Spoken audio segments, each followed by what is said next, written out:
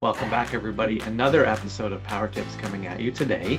Today, we're going to dive into a jam-packed, well, maybe not, Power Apps 2025 Wave 2 release. And so you'll see what I mean as we dig in again with the where my features at. But let's dive in. I think, Heidi, you're going to get us going. I'm going to get us started with just this absolutely mind-blowing update. Create offline profiles in the Maker Studio for Canvas apps. I'm sure this solves a pain point for some people, but Right. all this update is that in the future, if you are making a Canvas app in the Maker portal, you are able to manage your offline profiles there instead of going to the Power Platform Admin Center.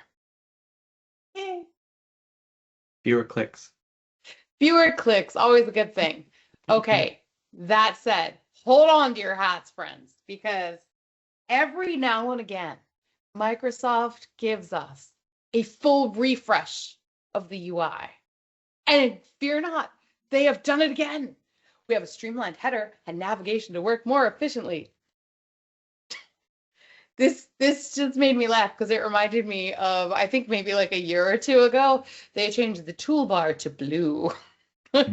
Something hilarious. And this is what it feels like to me. But here's what the release notes say about it. Your modern app header, which you can see in the screenshot at the top, is simplified, has improved spacing and icons, and so I'm sure everyone was worried, is now in brand coherence with all Microsoft 365 apps.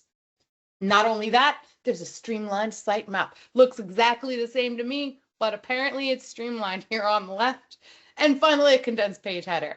So this isn't turned on by default. If you want to check it out, it's in your app settings. So this is model-driven app specific. You can turn on this amazingly streamlined, brilliant view there if you're looking for it. This will be GA sometime this month. I will pause now for applause and commentary. Kylie's cat is over it. She's like, Yeah, no. Godiva is like, what is happening here? But is it all white? Or what does this mean for the theming? Because I think something that I was playing with a couple months ago, right, was the new modern themes and how those still kind of use the old themes, but not in all the areas, but the old themes are still there. So now, is this respecting modern themes? Can we still do the logo that had to be done with the old themes? I have a lot of questions to try out on this. Excellent questions. Mhm. You know, I'm going to guess your logo spot is gone because that seems to Yep. be replaced by the app name here. I'm not really sure where you could put it. Good question. It is a good question. Malcolm, Find out. are you Turn it on. overwhelmed by this update? I'm speechless. Yeah, I thought so. Moving on. So this one is the one I picked. I know the slide isn't very flashy, but the release feature itself isn't something that I think is too groundbreaking. I mean, it is kind of cool. It's basically giving people the ability to oversee agents that are working on their behalf.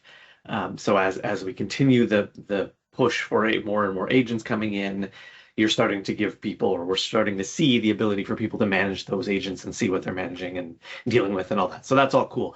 What strikes me as interesting about this, if we click one more time, if you've been listening at all, this whole concept of the frontier firm, I heard that term for the first time however long ago, and then it's kind of like when you buy a new car and you're like, I'm the only one that has this color, and then you drive it a lot and there's every color you see is that color. Same idea. I've been hearing this term everywhere lately. And so this, to me, this feature is interesting because it starts to get us into, I think, into phase 3, which is amazing, right? Human-led, agent-operated teams. We're starting to see agents doing more. We have agent-to-agent capabilities now. And to me, I was still like, I think we're in phase 1. And then I see this feature and it feels very much like humans having the ability to manage agents. And I think if you pull that apart even further and you look at the like long range plan, I think at some point in time it even flips where they're saying that agents will have, will be doing little parts that the agent is telling us to do. So implying agent-led, human-run teams, something like that. So anyways, my next slide actually speaks more to my thoughts on the whole Power Apps release features, which is this. When I filtered for early release or public preview and just looked at the tail end or the second half of 2025. That's all that's there in terms of public preview. There's a bunch of stuff in the GA, but some of those things have been around for a year plus, right? Their public preview dates were in 2024. So as I mentioned in my opening, again with the like, where's all the stuff? There's just not a lot of stuff coming out, which has lots of questions from me around what's happening with these tools. So anyways, those are the two that one I picked. And then thoughts on this? It's just like continuing the theme that we've been talking about over our coverage of the 2025 release wave 2. We used to have a ton of features to help users, and now it's a ton of features to make agents more productive, which goes along with what you just talked about. Begs the question if we should be pivoting this to Copilot-centric features of sorts. Okay? Can we make an agent to do power tips for us? I bet we could. I bet we could. Do you think it would be better than us? No. I don't know. We're going to have to see. Maybe we could try that sometime. For my features, I put 2 in here. Neither of them are new, and I'm kind of confused the difference, right? So we have enhanced experience with form filling with Copilot, and also filling forms faster with SmartPaste. So both of these features are enabling us to quickly populate the data on the form. So the SmartPaste allows me to copy it, and when I paste onto the form, it magically knows which fields go where, right? So this is great if you had an email that has their contact information at the bottom, copy that and drop it into a contact, and it should know what fields to go to.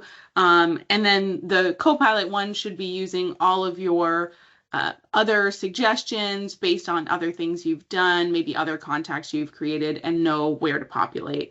You'll notice both of these are already in public preview, but the reason I'm confused is because these are very similar features. You'll also notice that the feature, the announcements are linking to the wrong, the opposite version of the additional resources. So SmartPaste links to Copilot, and the Copilot one links to FormFill. So I think everybody's confused about how these go together. But these have been in preview for a while and are now becoming generally available, supposed to be this month.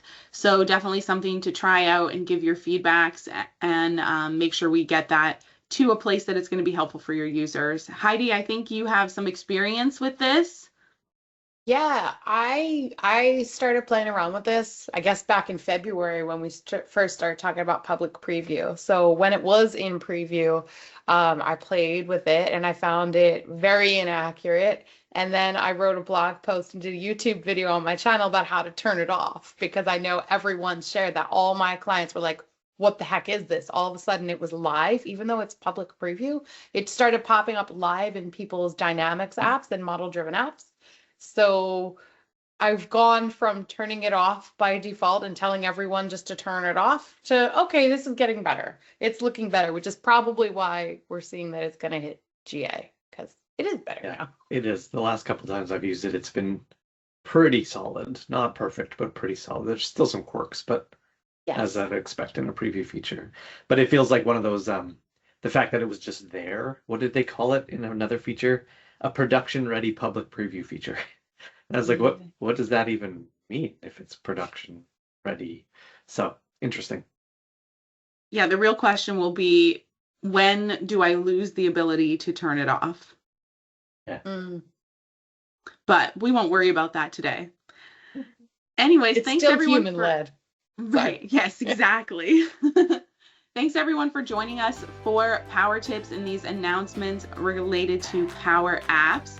Hopefully we will see you guys next week at Community Summit in Orlando. We all have some great sessions coming up. Heidi and Malcolm both have Academy sessions on the Saturday and Sunday before the conference that we'd encourage you to check out, or we have sessions throughout the event, so make sure you look and see what you have there.